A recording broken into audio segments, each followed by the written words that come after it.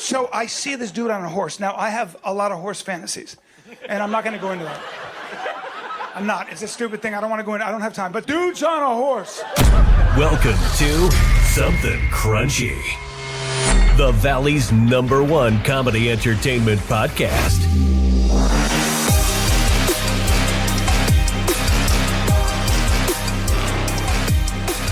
Welcome to Something Crunchy. I'm Cullen Blake. With me, as always, Blair and Tucker Dressa. We have one of our favorite guests joining us again tonight. He's an actor, writer, podcaster, and stand-up comedian who you've seen in movies like Joker, Warrior, and The Hangover. Shows like Entourage, Schooled, and How I Met Your Mother. He's the host of the podcast Off Limits, and he'll be back in the Valley at Desert Ridge Improv on February 27th and 28th. Please welcome Bryan Callen. I love it. Hell yeah, Bryan. Excited to have you back on, man. How have you been? I've been good, buddy. I'm just raising kids and trying to stay relevant and trying to write funny comedy and, you know, and in a crazy world, you know. How's the family doing? Everybody's good. I mean, you know, I decided it would be a good idea to get married, have 2 kids, and then when they were 14 and 17, have 2 more kids. You know what I'm saying? Just so that I have to raise and hustle until I'm 90. So that's good. Keep the fun going. You know? It does. But it's kind of awesome. I do think I read somebody said have more kids than you can afford and take on as much responsibility as seems insane. And I think it's a good thing. I really do. I think it kind of just keeps you energized, and you know, you end up, when you have kids, you end up caring about the world. You can't suffer from nihilism, and I think that's a good thing. So here I am. Blair, do you suffer from nihilism? Post children, no. See, so yeah. Blair gets it. I get it. Yeah.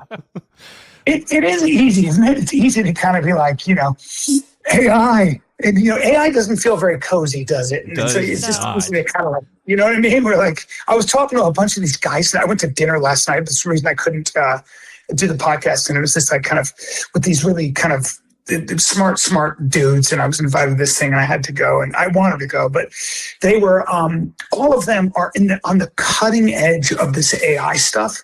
And they have, like, when I was talking to them, I was like, oh, we have 2 years. We have 2 years before, I don't know what any of us are going to do. You're not even going to know if this is real when you're listening to a podcast with us. You're literally not going to know.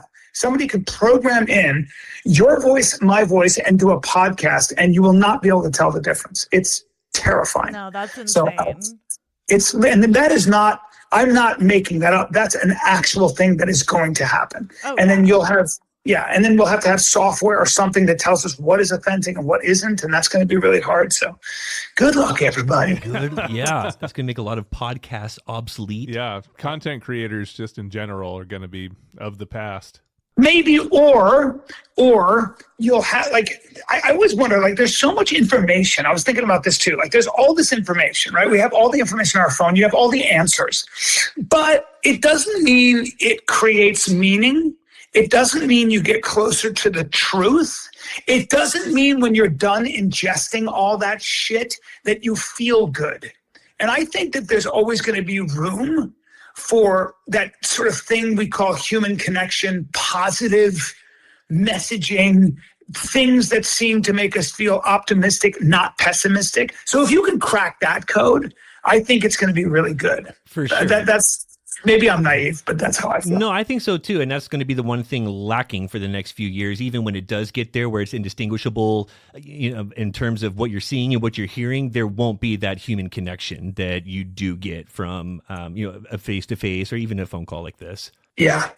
But then again, you know, the other thing about technology I think about is all that. And then there's probably going to be ways for us to get super muscular and lose our gray hair and get a little darker. I can't wait for that. I want to be a tall, sexy 35-year-old Latin man, preferably a flamenco dancer. Yeah, and they're going to just turn you into like AIU. Like, do you get some choice in it? Like, your creative side, are they going to be as funny? This is true. This is a good question. Maybe we'll create what we want to look like in our likeness, and they'll just be our servants. And you know, there's going to be sex bots. You know this. Of course. And, you know. with We do know synthetic this. biology. Yeah, we know this. We know He says with a deep voice. We know this. We are on the waiting list for this. Yes. Do you think Yes. do you think AI is ever going to get to the point where it's funny on the fly, where it has comedic I timing? do. You do. I do. Well, so here's what I think. So, you can listen to Eminem. You can listen to his songs reprised as blues ballads. Sure. You can listen to Many Men by 50 Cent, and frankly, it's fantastic, and it's not even a real person. Okay, Right. and that's terrifying because yes, you need somebody to be original, but originality is a language model. And I think comedy, you can play around with an algorithm, man, until you come up with really funny original jokes, and I don't think that's beyond the scope for a computer. Now, here's the good news. I don't know if we want to sit in a room and listen to a computer tell us jokes. No. I don't think that's why we don't do that. We like seeing somebody stumble and struggle, and like this weekend Our I've got a bunch of flaws. stuff that's Yeah. Yes. That's what's relatable. Yes. right. I'm going to do like probably 4 jokes that right now aren't that great, but in 3 months they're going to be, and that's fun to watch, right? It's It fun is to fun to watch watch. this process. Yeah. So in that sense, I think we'll always have. I don't think AI can ever kind of copy how flawed we are and how sort of, I don't know, insecure. I don't know what it is. but, Insecurity is the right word. Yeah. You're onto it there. Yeah, it Vulnerability, would right? know how to be vulnerable and insecure. Yeah. That's what we fall in love with. It's true. Right? You don't fall in love necessarily with somebody because, it's sexy or attractive when somebody's strong and they're brave. But I don't know if that's, I haven't thought about this enough to say this out loud, but sometimes I think that you fall in love with somebody because of their vulnerability, because of their sort of, a lot of times because they fail in their reach, but you love watching them reach, because Yeah. maybe you recognize that something inside of you. We're limited creatures, doomed to this sort of like this need to be for self-perfection. We're doomed. You're never going to self-perfect, but we keep trying. It's so sad. We But do it's keep kind of trying. Yes. Yeah. So A fine I don't know. example of that is the Olympics we just wrapped up. Did you watch any of the Winter Olympics this go around? I did. And can I just say that curling gets too much attention? Okay. God, doesn't it? I I don't say that give a every shit. time I get into all of it, but my God, I just cannot get into curling. I love it, Yeah, and I still think It's it gets too much attention. It's horrible. Yeah, and they replay it in slow motion in case I missed something in fast motion. Huh? Yeah, already and I'll in tell you slow. something else. While we're at it, fuck the luge too, and double fuck the double luge. All right? Just because you can make your body a spear and not move is not a sport. So that bothers me too. What about skeleton? Because if like you're flying down like Bob's Face first. Face first. I guess it's speed. Okay. it's speed. It's as much of a sport as NASCAR. When you go from that and then turn on curling, you're like, how is this all part of the same No, thing? because Like how luge and some of the Yeah. skeleton I can never do. But you give me one of those little curling things, and I will like brush the bejesus out of that ice, and like I will get that Yeah. done. Okay. And I'd be like this, sweep, girl, sweep it, Yes. sweep it hard. We could do that, Brian. Jerky motions, short jerky motions, girl. That's what I'd be your Yes. coach. I mean, if you Yeah, were you're like sitting coach. here, a 5-time gold medal Olympian, but for curling, I'd be like, good job, Blair. Did you get the tattoo? I would still not get Blake's respect. I'd be like, Blair's boring. Okay, she's not invited to dinner. So I don't care because all she's going to talk about is curling and how the curling. ice, how the ice felt a little soft. How the Canadians were going to be tough competition, but then failed to reach their potential right at the very end. Right. It's the same story every time. Yeah, Not invited to you dinner. know they have those idiosyncrasies. You know those. They're like, dude, my fucking broom sucked, man. Who was messing with my broom? Somebody pulled bristles. We need a new sponsor. It's so I true. don't. I hate that subculture. I don't even know what it is, but I hate it. So True. Olympic Village is interesting, though, and I'm sure those curlers don't do well. They don't contribute to the culture there, but they did break a new condom record this year again. And I heard the U.S. came in second in the 200 orgasm relay. Oh, impressive. It's just nice to place. Second? Come on. Silver's worth something. Step it up. Well, you know what I think about when I think of the Olympics and all that sex? It is full of athletes, and to be an Olympic athlete, you have to be super selfish, and you have to, like, sex is probably just maintenance, and so everybody's just banging everybody, and they're all like Olympic athletes. So there's a bunch no of ego and just It is like, just a bunch of hard bodies slapping. Everyone Hard. is in full athletic prime. They've been hydrating all day. It's probably not even sexy. It's just a bunch of muscles and Just marathon Well, sex out there. that's kind of it's kind of sexy because they're looking at themselves in the mirror, and then nobody's sleeping over because everybody needs their sleep. So it's like you bang Get out. and I leave. Yeah, get out. It's like get out. I was leaving, dude. I was leaving. You didn't tell me to get out. I was leaving anyway. Did I have to get? No, I told you to get out first. No, you didn't. Yeah, no problem. No problem. Can you imagine being a curler, though, and just invited onto Olympic Village where Grindr and Tinder, they go out of service because they're so busy, like the servers crash because of Olympic Village? Yeah, but nobody's banging curlers. I think you swipe left or right or whatever it is you're supposed to swipe and you don't like the person. Curling. Gymnast. Do you think you have to put ice your... Is there like a digital hookup for this? Or There I thought is. The Village was like missed the Village. opportunity, Like, if not. No, like, there is an app, but most of them use Tinder and Grindr. Oh, We've really? covered this. We've covered sex at the Olympics multiple times. I'm sorry. What if I curlers forget. have more swag than like we're giving them credit for? Like, I hope that there are like some like hot ass curlers out there that they need a calendar. They know how to work a you need to dildo. show up and like raise your voice to this. The truth is, I did meet a curler and an Olympic curler, and he was jacked. He was way more athletic than I am. I was like, oh, geez, all right. You're still an Olympic athlete. You know, it's like, all right. So They're not normies. Like, you just can't say shit about curling. Just shut up and let me look at you. That's it. exactly. Just let me look Let at me you. adorn you. Let me look at you. Yeah, exactly. And then Penis Exactly. Gate. Have you heard about this? Yeah, I don't know what that is. They got something shot in their wiener. Penis Gate, Blair's new film, low budget but strong script. No, that was all the girthy drama this year at the game. So this German media outlet found out that ski jumpers are getting penis enlarging injections to increase the surface area of their suits, which apparently increases the distance of their jumps. Who knew? Come on. It's ridiculous. But a plastic surgeon admitted to doing it and says they're using hyaluronic acid in these injections. What? That Yeah. sounds that's a little much. It adds like 5 extra meters in the air. Like, it is In the air. scientific. I thought you meant to the tip. Yes, I was 5 like, extra inches in the pants, 5 extra extra meters? meters in the air. Because you catch more wind. Yeah. That is. I don't know The about that. aerodynamics, it just like It's flying science, squirrel Brian. style.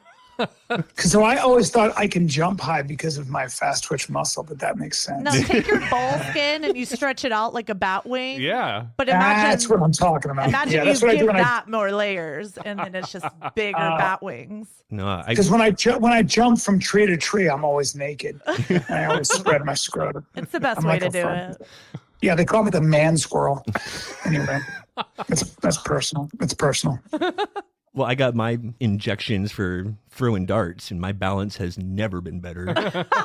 Is there any? I mean, that's ridiculous. But is there any other sports you could think of where penis injections would work to your advantage?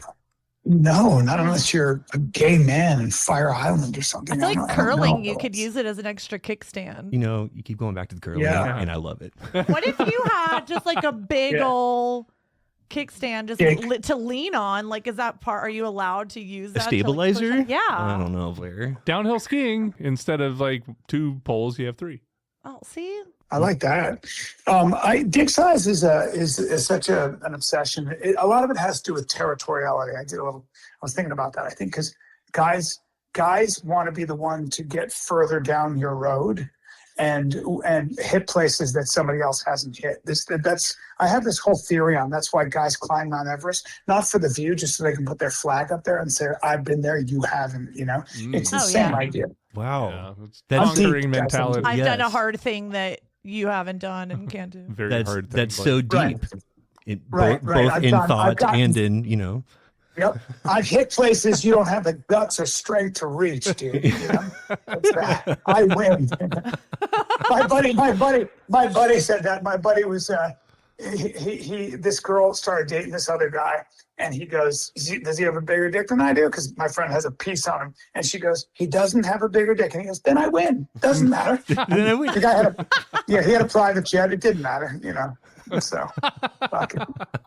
Bill Gates could kiss my ass. I win. So Eat shit. I want to say that it doesn't matter, but I don't know. It used to matter, I guess I'll say it. Like the first hot girlfriend that I ever had, found out 6 months after we'd been together that her last boyfriend, the one she was with all through high school, had the comically large dick. The one that was so big he'd whip it out at parties and was it was the practical joke dick. He can fuck around corners. Yeah. Damn. It was. That's a tough follow up. It was a 7 3/4 fitted hat. It was.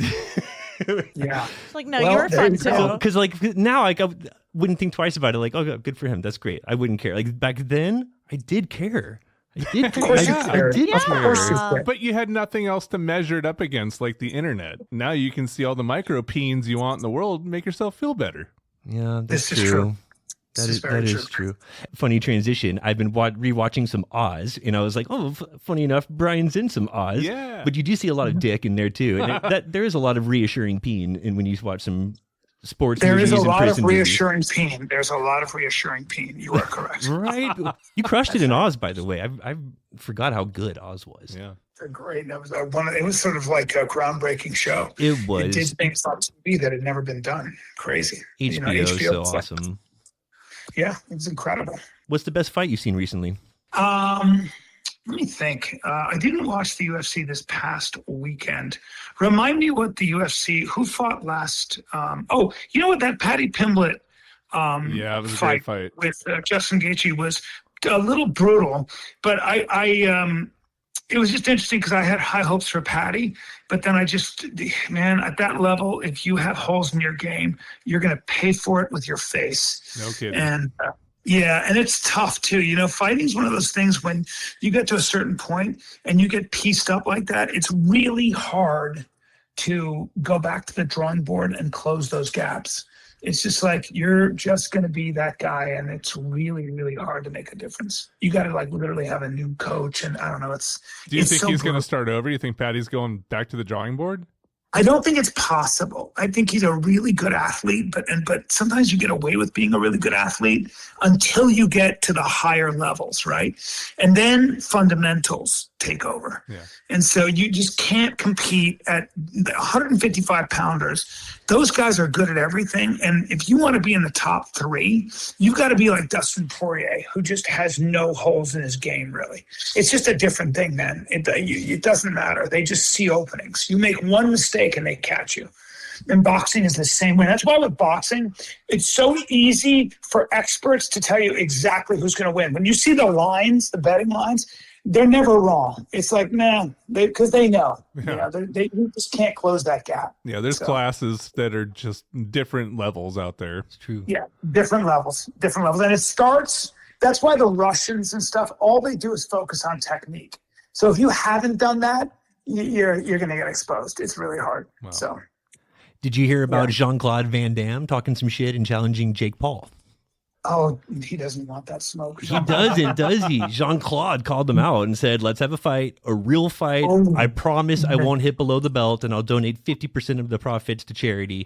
K1 versus boxing. Who wins? Jean-Claude Van Damme. He's 60 something. Is this confirmed? I don't know if this is real or not, but we need to discuss the real Jean-Claude quote. No, Jean-Claude really hates Jake Paul. He added, I won't stop until you say yes. What do you have to lose? I'm just a regular guy who wants to kick your ass. You're going to sleep. It sounds like he needs money. He might need money, dude. He saw Mike Tyson in his deal and was like, I want a piece. Yeah. No.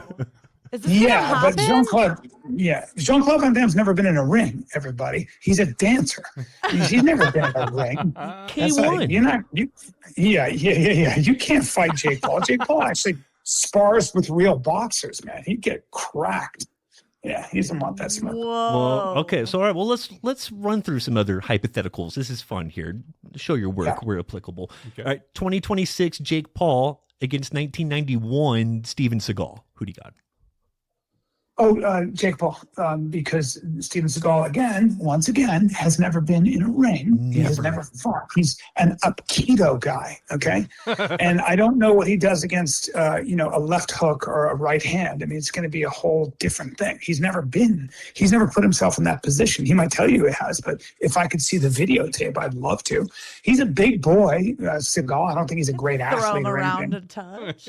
No. And also Steven Seagal doesn't want any, and I don't know if Jake was a wrestler, but his brother was. Like Steven Seagal doesn't have. What's he going to do against a blast double or a single or come on, Aikido doesn't really work against wrestlers. Sorry. No, I just wanted you to call him out for being full of shit. He gets too much respect in some circles. Yeah. All right. I don't know Seagal, so I try not to be too. I try not to be too critical, but I don't know. I've not heard so many good things about him, and I know people that know him, so that's all I'd say. I know people have worked with him, and I've not heard good things, but I don't like to, until I meet the man, it's different. But yeah. Well, you're smart. Blair can't say that and doesn't run in the same circles. She's been very critical of him in the past. Yes, True. That's true. Well, there you go. And Blair would know. Blair is a dangerous person. She's all right, go on. dangerous. Set a high bar, okay. 5-time Olympic gold medalist curler. Daniel. All right, Blair, Jean-Claude against Chuck Norris, both in their prime. Who wins? Let's get Blair's take on this. I think it's Chuck Norris all day. Yeah. Brian, do you agree? Right. Way to go. His Chuck Norris moves, he would just outmove him 10-1.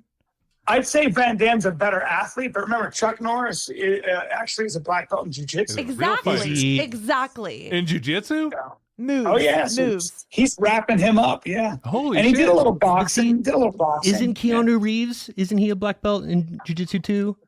He is not. Okay, But, I thought he may train a Is little this like bit. an honorary black belt? No, he does train. Look up All right, I'm on it. Keanu's fighting skills.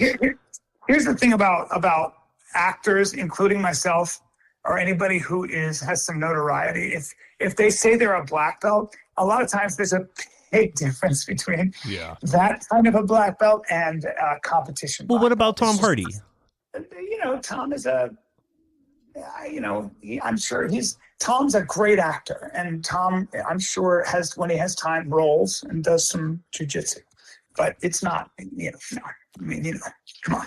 Right. It is confirmed that Keanu Reeves does have an honorary black belt. All right. Judo. Oh, he has an honorary. Honorary. It is Okay. not formally ranked. Yeah. John Wick got the black belt. And Keanu accepted. You know what? the I'll prize. tell you this. I know the guy who trains him when it comes to shooting, and he's great at shooting. He's the real deal. He could be a competition shooter with 3-gun, like shotgun, tactical shotgun, rifle, and like a AR and pistol. Wow. So he's really good. Yeah, he's for real. Yeah. Wow. Trains with live ammo. He trains really hard. Which actor would you be most pumped to face off against? Well, my ego is very big, so if I still do jiu-jitsu with guys who are like ex-UFC guys and things like that. I get absolutely beaten. I talk a lot of trash, but I get the shit kicked out of me. So I'm never, and I don't mind. But if I'm going to square off against an actor, I'm going to take it as seriously as you can imagine. For sure. So I get worked up. Like maybe like if I were to fight Mark Wahlberg, I would take it very seriously. Man, great similar weight call. class. That's a good matchup. Two guys who think they're tough but are not tough. No, Me I got and- you against Wahlberg. That's good. And I'm thinking Keanu now with his honorary black belt degree, like that's now Keanu's a big boy, by the way. He is. Everything is 6'2". But the black belt's honorary. Yeah, and he's some kind of scrappy move. You can get Keanu. You've done some training with the real guys. He's passive too. I mean, if you got that anger in you, you could fuck him up. Yeah, well, I'm way more insecure and I'm jealous of his career, so that's got to be that gives me a little bit of an advantage, I know you're being modest. You do hang out with a lot of these guys and they follow you. They're huge fans of you. Last time we saw you at Desert Ridge Improv, where you're going to be this weekend, Triple G and other real-time gold Olympic. Well, yeah, we had Henry excited Cejudo. Yeah, Henry Cejudo, Calvin Gastelum, they all came. Yeah. They all came. And Sean O'Malley. Yeah. Tim So Wells. you're all my boys come. I hang with killers, but you that doesn't do. mean Your green room was filled with a room of impressive fighters. So you do hang out with these guys, no joke. But at what point does I train a little become a dangerous personality trait? Never, actually. I can answer that. Never. I also hang out with Navy SEALs and Green Berets. It doesn't mean I can shoot straight. Trust me.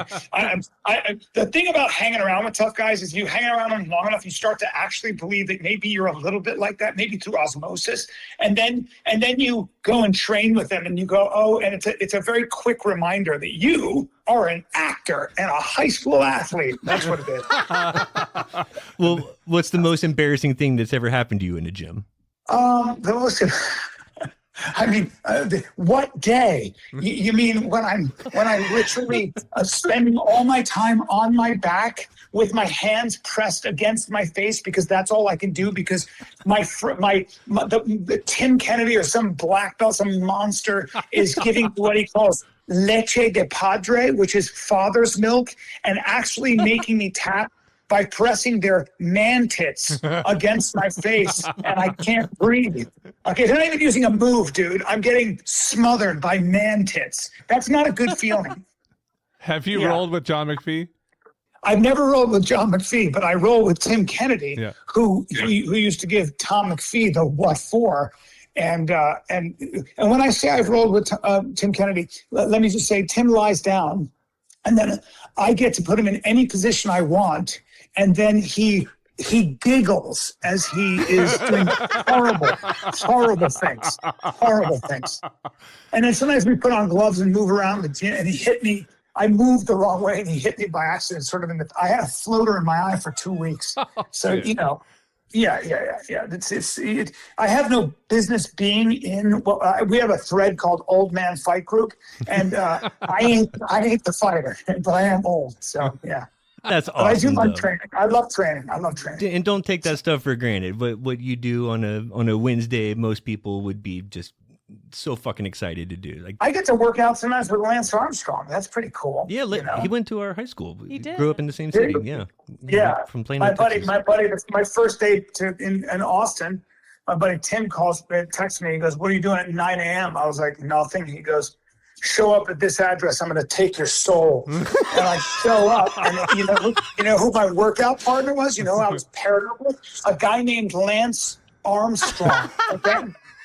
Yeah, that's right. No pressure. I didn't hold my end of the bargain up very well. So. What did y'all do? Terrible things for like 40 minutes. Like the worst shit you can imagine. Like just that circuit training shit. Where you've got bands on your body and you're sprinting and you're doing like the ski machine, then the bike, and then then weights and then pull-ups. It's horrifying. But you know what? I like it. Good for you. Have you seen the new MMA movie with Russell Crowe coming out called Beast? I have not seen that. It looks good. I just saw the trailer this week. Made me think about you. I think there's a Hemsworth in there too. It looks pretty solid. Hemsworth is the fighter. He's the fighter. Yeah. And Russell Crowe's the trainer. Yeah. All right. It looks pretty legit. Some fighter movies are bullshit. Others are actually pretty decent. Which MMA movie do you think is the best, and why Warrior? The one I guess.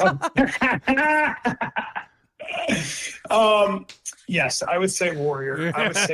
I would too, and I wasn't in Warrior. Yeah.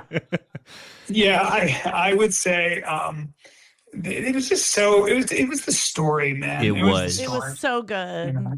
There was something for everybody. If you came into it just wanting to see the fighting and you wanted to see the action, that was there. And if you wanted a story with some heart and you had the Nick Nolte aspect, and the family, like, it was strong. It's one of those movies. Not to brag, but if you listen, if you go to the DVD and you listen to the director and the writer talk, they will tell you that I put them together.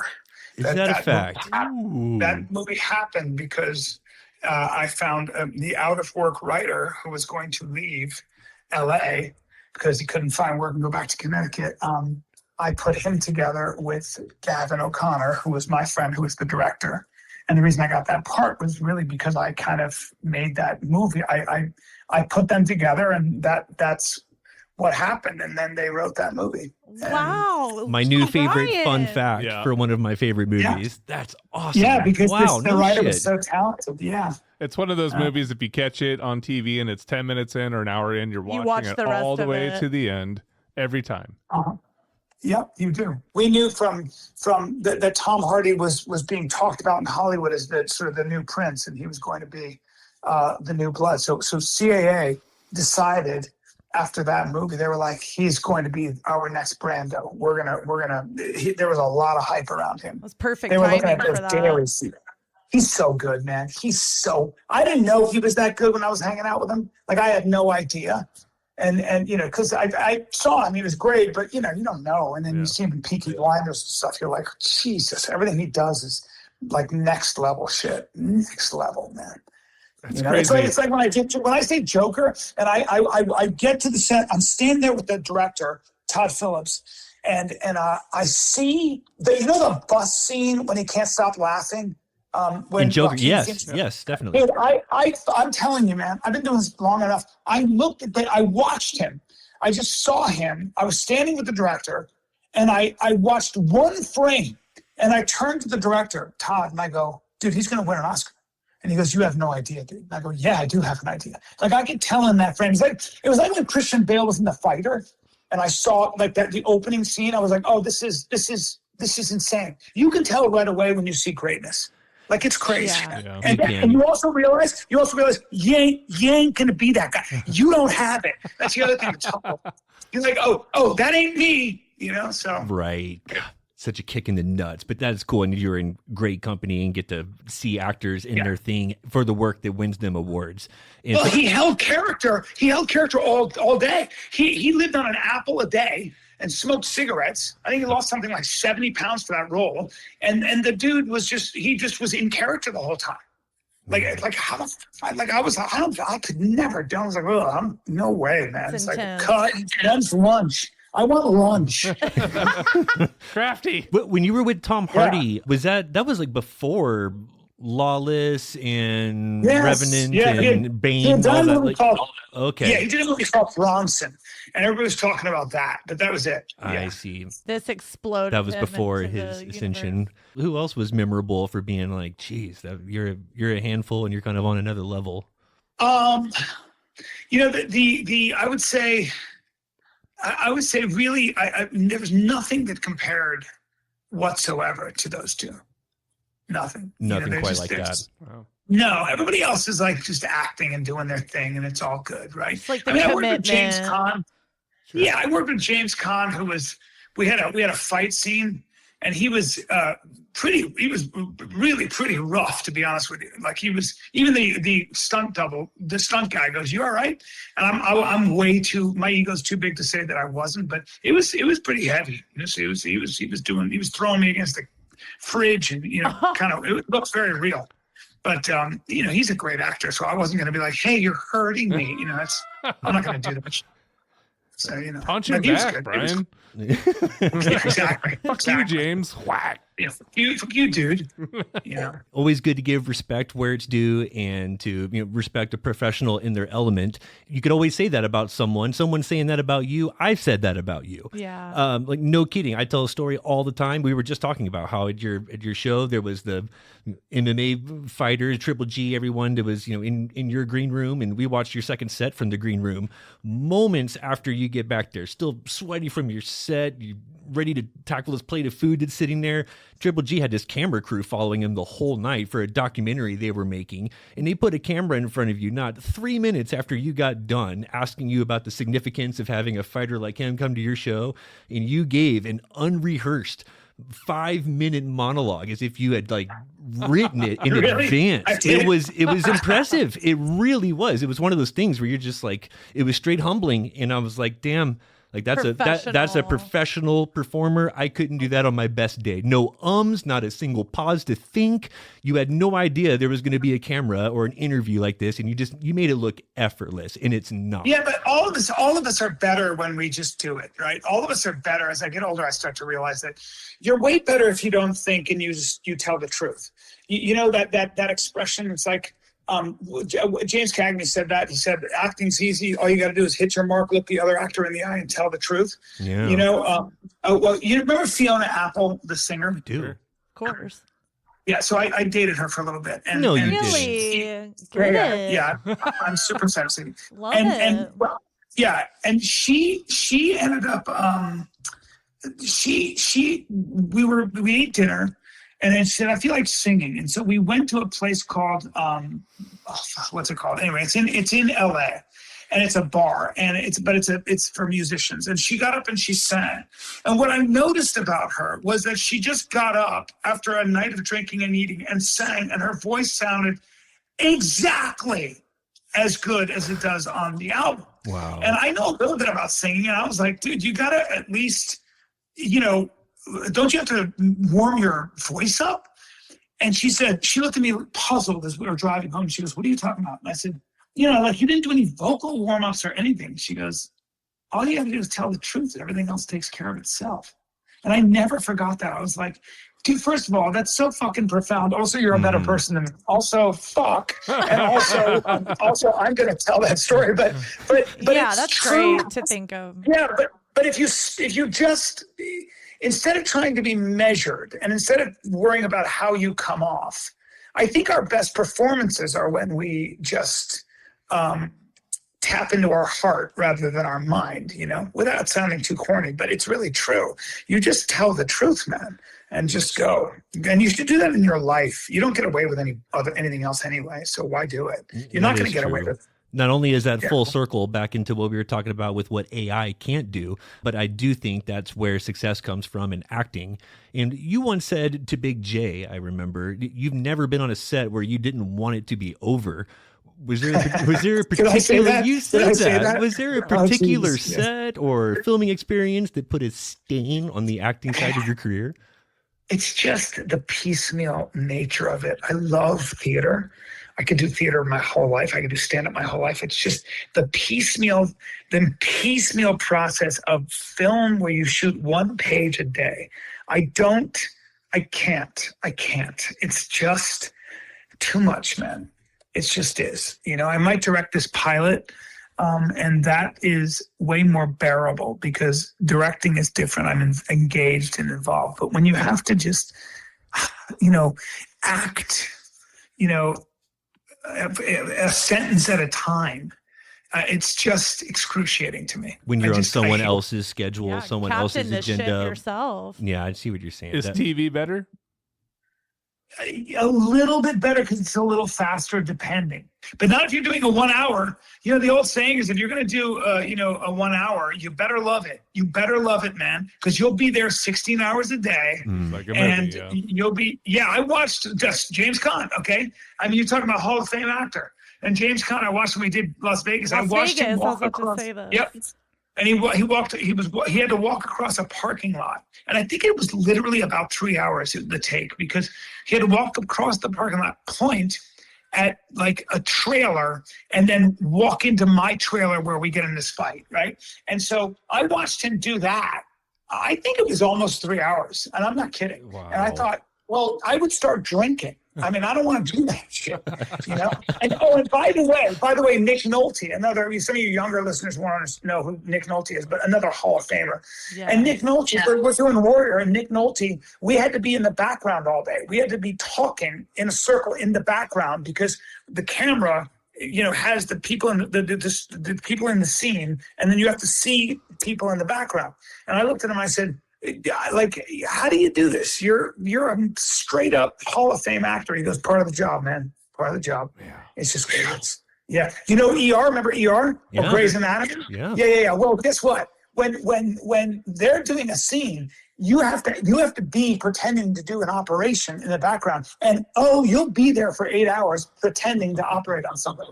Okay, it's just like a real operation, but you're not getting paid near as much as the surgeon. I've been watching some of The Pit recently, and I'll be thinking about that as I'm seeing that, because I always like thinking about the behind the scenes stuff and how it's filmed. That's interesting to think about. What can you tell us about the pilot? It's, I don't know, nothing yet. Nothing yet. Gotcha. It'll be good though. It's got a lot of promise, written by a very creative and talented comic.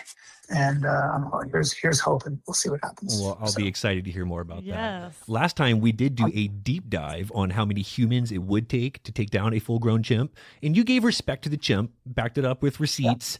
Yeah. Is there an animal that gets too much respect? Like, it's dangerous, but not that dangerous. Like, personally, the Komodo dragon seems pretty intense You're going to take down a Komodo dragon. Well, it seems intense against a helpless goat, but if you see those in the videos, but if you give me one small... me and another guy. Give me a knife. Do I get a knife? Me and a small blade, or me and Bryan Callen, we're taking down that Komodo. 100%. Yeah, Komodo. I'm getting on his back. I'm putting a choke on him. What's he gonna do? And then you're going to town. You're going to town with my blade. With the blade. That tongue's gonna be slapping you up in the round. I'm just saying they get too much respect. I got him. Look, I got him in a rear naked, and then I'm like, Blake. I got a blade in my boot. I got a blade in my coat. Stick you know what I mean? Reach into my boots. Blake, reach into my pants. I got a in my backside right there, where the way my ass cut up. Like, see my ass? See how it's forming up like two cantaloupes in my jeans? Reach down between. Grab that knife. Careful. Yeah. All right. Well, together, I see more promise in that, but by yourself, Blake, I'm not sure. I think I could take down a coyote for sure. Tyler. Agreed. But like, I don't know. A coyote bite the shit out of you though. Wild. But one of them, I can handle one. For but sure. Like, if I jump into he gets a hold of your hand, he's gonna crush your hand. Have you ever had a 65-pound Belgian Malinois hit your sleeve? Try. I put on, my buddy's Nick is a bodybuilder, real big, strong guy, wrestler, and he had a bite suit on, and my friend Matt's 65-pound Malinois grabbed onto his arm, and even in a bite suit, he was fucked up for the next week because not physically. He was like, I couldn't believe the pressure and power in that small dog. And I go, if it bites your arm, it shuts your arm down. It shuts it down. But that's how hard they bite. Coyote is not 65 pounds. See, they're like frail and skinny, malnourished looking things. You'll see them in Phoenix. I agree. You could take down one, maybe even two of those, but like it's going to be a problem at around 4 or 5. They're nippy. I bet you, for scale. They're nippy. Quick kick to the face and like just grab one by the balls, fast. throw it into the hill. It's like a javelina. One or two, you can handle it. I can do a javelina. One. Yeah, I'm not here to peep out of one coyote. One coyote. I'm faster than a javelina. Like, I'm scrappy enough for that. Like, you'll never see me come in with a javelina. I don't know. Blair they gets won't, the javelina. Because they can't see shit. They can smell you, though. 2, no way. 1, maybe. Yeah. That's tough. A leopard, even an 80-pound leopard, you're toast. Not happening. Absolutely not. No, that's too much. A chance. Nothing in the cat family do I feel confident about, like, at all. No. Same with the bird and family. I'll tell you what you're really going to have problems with. Oh, no, you're going to have a real problem with the cassowary. You're going to have a real problem with an ostrich, and you're going to have a real problem with the jaguar. The jaguar. Yeah. Oh. The jaguar. No, the jaguar. It's like 300 pounds. I was in Belize. And we saw the print of a jaguar, about 250, maybe 300 pounds. No, but you don't see them; they see you. Okay? It's true. The jaguar. What do you charge? You notice how my voice? I get super hushed. And by the way, just so you guys know. I hope you know that they have evidence that the jaguar has come as far north as Arizona. Really? You know that, right? No. Side of the mountain. I saw the video. I'm sorry. I'm sorry, but they found some jaguar prints. Brian, so the next time you're hiking, jaguar to us. Now we have to bolo some jaguar. No, what we would do, guys, if we were all hiking, is I'd say, guys, I'd probably see the tracks, and I'd first of all, I'd probably taste them. You would. I could see you on all fours. Yeah, and I would know how fresh the tracks are. I would know if the jaguar was horny or if it was hungry. Yeah. Just all naked and afraid. Yeah, and I'd probably say, guys, this is awkward, but I've got to rub my alpha scent on you because it's the only way. It's the only way we survive because the jaguar's not going to attack me. No, it's for protection. Are you a survivalist? Like, could you do a naked and afraid situation? Like, is there a climate that would get you? I'm an apex alpha, so I'd figure it out. You know what I'm saying? I feel like this would be like a strong place doing for some you. Celebrity Survivor. So exactly. Yeah. Well, let's just put it, Blair, when I walk through the forest, not a twig breaks under my feet. No. Let's just put it that way. Quiet. Whisper across the desert. The river's part for him. Yeah. He does not get wet. And I can call animals in. I call them in. Ooh, the cuckoo. Yeah. Alpha Apex. Brian, before we let you split, let's talk about False Gods, your latest special. Storytelling has always been one of your strengths, but you truly have found another level. You paint such a picture with words. The detail, it was very funny. It was such a great set. I saw Austin, but where did you shoot it? Mothership? I shot at the Mothership, and that was really fun. And that's why I moved to Austin, because Rogan said, hey, why don't you finally once and for all come to Austin and see how that goes? So, and I'm glad I did. You're there full time now. You're a Texan. I am. I'm a Texan. Good for Texan. you. Nice. Wow, that's Yes. awesome. Yes. Blair and I are from Texas, and we have a lot of love for that state. It's good. It's good to be a Texan, and no state tax. Which is always nice. There you go. It's true. Yeah, that's right. That's good. Did you put it out? I did. I put it out That's on awesome. YouTube. On you, Yeah. that's good for you, and that is a great set. It's super funny. Well, Thank you, Matt. Brian will be at Desert Ridge Improv on Friday, February 27th and Saturday the 28th. Tickets are available at desertridgeimprov.com. Don't forget to check out that special False Gods available on YouTube, as well as his podcast Off Limits. You can stay well informed on everything he's up to at bryancallen.com and follow him on IG at Bryan Callen. Brian, you are just the best. We look forward to seeing you at the show. Let us know if we could take you out or do up a dinner while you're in town. I insist. It's on Blair. Let's do it. I would love to do that. I'd love to do that. And you guys have my number? Do you have my phone number? We do. Okay, good. Just give me a call. Let's figure it out. I'll see you soon. Can't wait. Sounds good. Thanks again, Brian. I appreciate it. See you, Brian. Thank you, guys. Talk soon. Bye. You're welcome. Be cow. What a guy. So much fun with Brian. What a always. dude. Impossible energy for a man of any age. I don't know how he does it. He doesn't stop. Very professional, as you said before. Very well done. It's just So funny. He's so likable. He has such a fun vibe about him. Like everyone is enjoying themselves when you're hanging out with Brian. He makes sure of it. Good impressions. I was hesitant to go back to the well with our conversation with the chimp because it was so good. But you want to go on to the next thing and not go back to the last thing. We wouldn't have gotten Jaguar. Jaguar. But the Jaguar, Jaguar. it was worth it. And that's crazy to think about. Jaguar in Arizona. Is No. that a fact? Yes. No, That's That a is fact? I've seen the video. Wait. Like where? Like I was just up north in like Bear Country. Is it? No, it's in the city, bro. It's like on the side of South Mountain. What? So it's in Phoenix. There's video of. It's not just like random parts of Arizona out in the wild, which is enough to be like No, it's in town. in town Jaguar. In town Jaguar. Pass. Well, we need them to manage our coyote and javelina problem. We need another apex predator. Well, if you're not following us on TikTok at Something Crunchy, what's the matter with you? Get involved and find us on Facebook as well. See those little red hairs? I see those. Don't forget to check out somethingcrunchy.com where you'll find every episode, our links on social media, and the Almighty Crunch Store where you'll find all kinds of Crunch gear showing that you are a proud citizen of Crunch Nation. Please don't forget to subscribe, like, follow, and all that crunchy good shit. All episodes can be found at somethingcrunchy.com and on all podcast platforms. Thank you for listening. Blair, Tyler, and Blake, I remember you being striking, physically striking. Physically, and that's right. yes, and charismatically arresting. So those are Always paint the picture with Right. words. You remember.